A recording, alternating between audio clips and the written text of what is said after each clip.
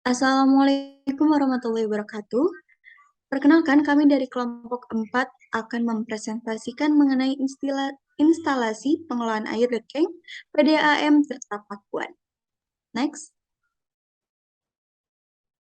Adapun anggota kelompok dari kelompok 4 sebagai berikut, yakni ada Adinda Rahma, Anissa Zahra, Fauzan Rais Abdillah, Siva Salsabila, dan saya sendiri Sri Rizky. Next.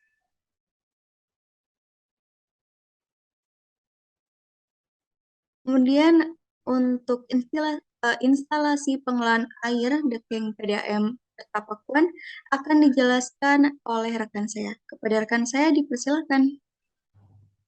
Baik, untuk IPA PDAM Tirta Pakuan Bogor ini beralamat di Jalan Dekeng nomor 5 RT 6 RW 3 Genteng Kecamatan Bogor Selatan, Kota Bogor, Jawa Barat. Next.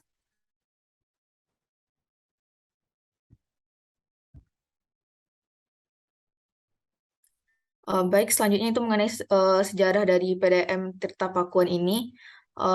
Kota Bogor yang dulu dikenal dengan nama Buitenzorg telah mempunyai sistem pelayanan air minum sejak tahun 1918 yang dibangun oleh pemerintah Belanda saat itu, dengan memanfaatkan sumber mata air Kota Batu, yaitu sebesar 70 liter per detik, yang letaknya di daerah Kabupaten Bogor dan berjarak 7 km ke Kota Bogor. Nama perusahaan air minum pada waktu itu ialah Gimenti Waterleiding Buitenzorg. Bermata air Kota Batu ini merupakan cikal bakal keberadaan PDAM di Kota Bogor dan dimulainya pelayanan air minum di Kota Bogor. Next. Selanjutnya itu mengenai visi misi dari PDAM Tirta Pakuan Bogor ini. Yang pertama itu ada visi, yaitu visi dari PDAM ini, Perumda sehat melalui tata kelola yang baik atau good corporate governance dalam mewujudkan pelayanan prima kepada pelanggan. Selanjutnya itu mengenai misi. Yang pertama itu meningkatkan cakupan pelayanan dengan terpenuhinya kualitas, kuantitas, dan kontinuitas untuk mencapai masyarakat yang sehat. Yang kedua, meningkatkan kinerja melalui pengelolaan yang efektif, efisien, dan berwawasan lingkungan dengan SDM yang berkualitas. Yang ketiga, yaitu mewujudkan transparansi kerja dengan sistem informasi kuat serta taat pada tatanannya. Next.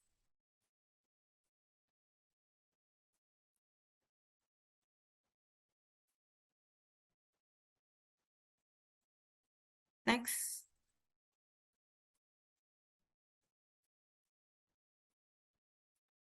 Oke, selanjutnya terdapat kondisi existing dari instalasi pengelolaan air Dekeng. Ini terdapat PDAM Tirta Pakuan Bogor ini memanfaatkan 4 sumber mata air dan juga water treatment plant sebagai pengelolaan airnya.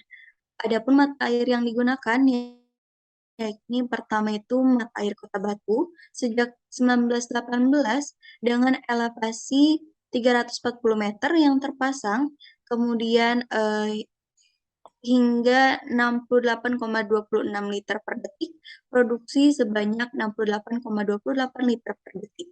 Kemudian mata air Bantar Kami sejak 1967 dengan kapasitas 170 liter per detik, namun jika kini itu memproduksi secara normalnya 135 liter per detik dengan elevasi sebesar 427,23 meter.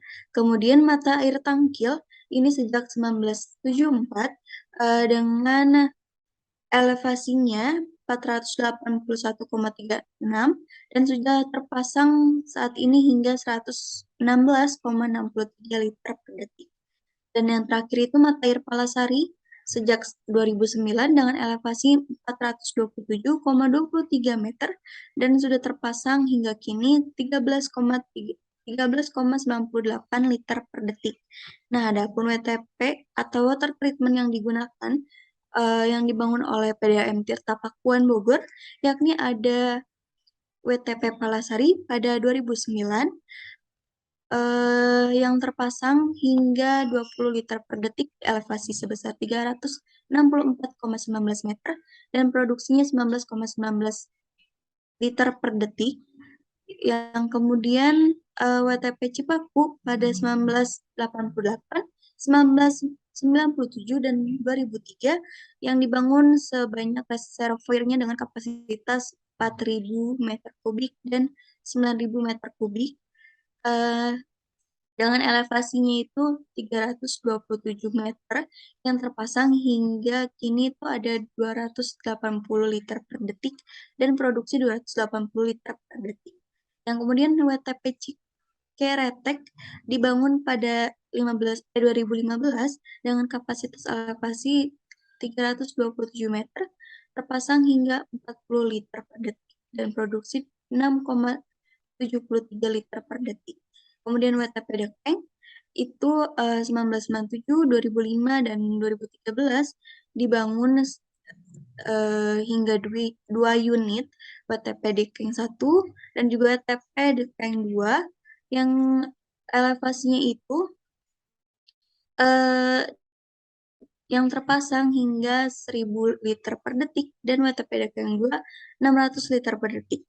Dan yang terakhir SPAM Katulampa atau WTP Katulampa yang dibangun 2017 dengan kapasitas 600 liter per detik. WTP Katulampinya dibangun dengan kapasitas 300 liter per detik. Next.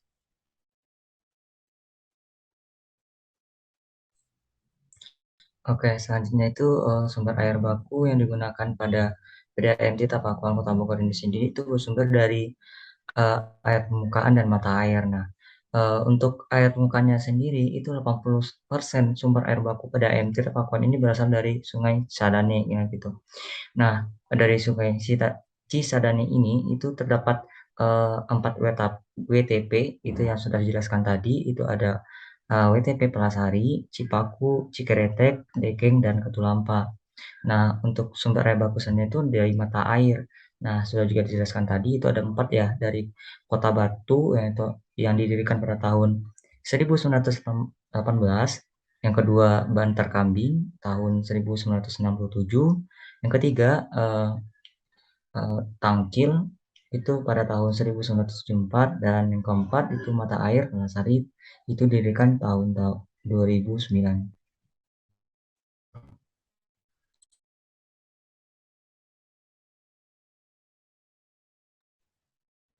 Baik, selanjutnya alur proses pengolahan air. Pada proses pengolahan air ini terdapat pre-treatment, primary treatment, secondary treatment, dan tertiary treatment. Pada pre-treatment ini terjadi proses screening yang terjadi di bar screen. Selanjutnya primary treatment ini terjadi proses koagulasi dan flokkulasi yang dilakukan di bak evaluasi. Nah, pada koagulasi ini dilakukan penambahan bahan kimia berupa polyaluminium klorid dengan air baku. Selanjutnya, secondary treatment. Pada secondary treatment ini terjadi proses sedimentasi yang dilakukan di bak sedimentasi. Dan yang terakhir, tertiary treatment yang terjadi proses aerasi, yang terjadi di bak aerasi, kemudian filtrasi yang terjadi di bak filtrasi, dan yang terakhir disinfeksi. Pada disinfeksi ini merupakan proses untuk menghilangkan atau membunuh bakteri dan kuman yang dibantu oleh bahan berupa gas klor, favorit, atau garam.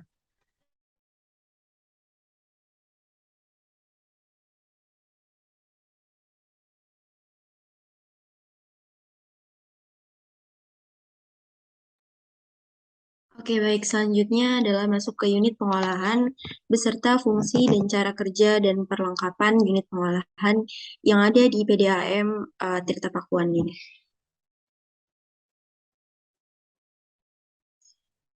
Yang pertama itu ada screening. Jadi air masuk dari air permukaan yaitu Sungai Cisadane atau mata air melalui screening dulu untuk memisahkan partikel atau kotoran berupa zat padat yang berukuran besar yang ada dalam air. Misalnya seperti ranting-ranting pohon, kemudian dedaunan ataupun sampah plastik.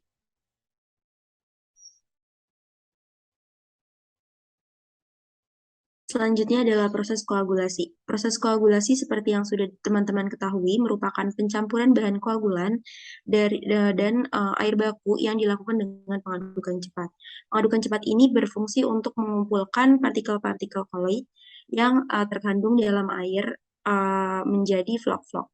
Nah, parameter yang diukur pada unit koagulasi ini juga ada pH, suhu, dan jar test. Jar test sendiri itu merupakan digunakan untuk mengetahui dosis optimum bagi koagulan yang digunakan dalam proses pengolahan air bersih ini. Selanjutnya adalah flokulasi. Nah, pada flokulasi ini merupakan pencampuran bahan flokulan dan air baku yang dilakukan dengan pengadukan lambat, berguna untuk membentuk flok-flok yang lebih besar agar nanti bisa mudah mengendap ke tahap sedimentasi. Nah, kegiatan yang dilakukan pada flokulan ini juga ada pembuangan lumpur dan pengecekan flok-flok. Selanjutnya adalah proses sedimentasi. Sedimentasi merupakan proses yang berfungsi untuk mengendapkan flok-flok yang dilakukan dengan gravitasi setelah tadi proses koagulasi flokulasi. Sehingga flok-flok tersebut dapat terpisah dari air dan kegiatan yang dilakukan juga ada pembuangan lumpur, pembersihan bak sedimentasi, dan pengecekan pH dan NTU.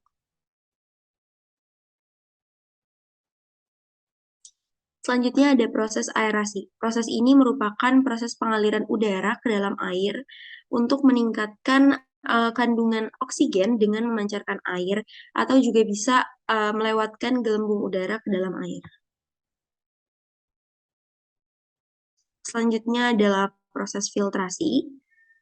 Pada proses ini tuh terjadi penyaringan sisa-sisa gumpalan yang tidak terendapkan pada tadi bak sedimentasi. Nah, kegiatan yang dilakukan itu ada pengukuran ketinggian level air, kemudian ada pengecekan pasir, pengecekan pH dan NTU, dan juga backwash atau pencucian bak filter.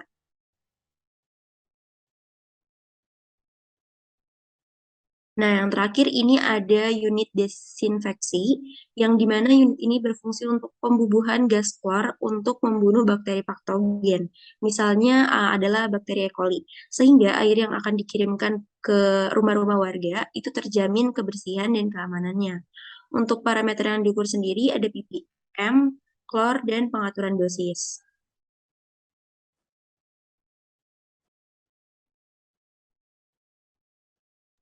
Baik, untuk selanjutnya itu ada proses distribusi air bersih. Setelah dilakukan proses pembersihan air, maka air akan didistribusikan ke wilayah-wilayah yang sudah ditentukan. Untuk PDAM Tirta Pakuan sendiri itu terbagi menjadi 7 wilayah. Di wilayah 1 itu masuk ke sebagian kecamatan Bogor Selatan, sebagian kecamatan Bogor Timur. Kemudian di zona 2, sebagian kecamatan Bogor Selatan. Pada zona 3 itu sebagian kecamatan Bogor Tengah dan Bogor Barat. Pada zona 4, kecamatan Tanah Sareal, kecamatan Bogor Utara, Bogor Barat, dan Bogor Tengah. Pada zona 5, sebagian kecamatan Bogor Selatan. Zona 6, sebagian kecamatan Bogor Selatan dan Bogor Barat. Dan pada zona 7, sebagian kecamatan Bogor Timur dan Bogor Utara. Untuk IPA Dekeng sendiri, itu masuk ke zona pelayanan yang berikut, itu masuk ke Tanah Sareal, Bogor Utara, Bogor Barat, dan Bogor Tengah. Nah, untuk distribusi sendiri itu karena ada perbedaan elevasi antara IPA dan daerah pelayanan, jadi metode yang digunakan adalah metode gravitasi. Next.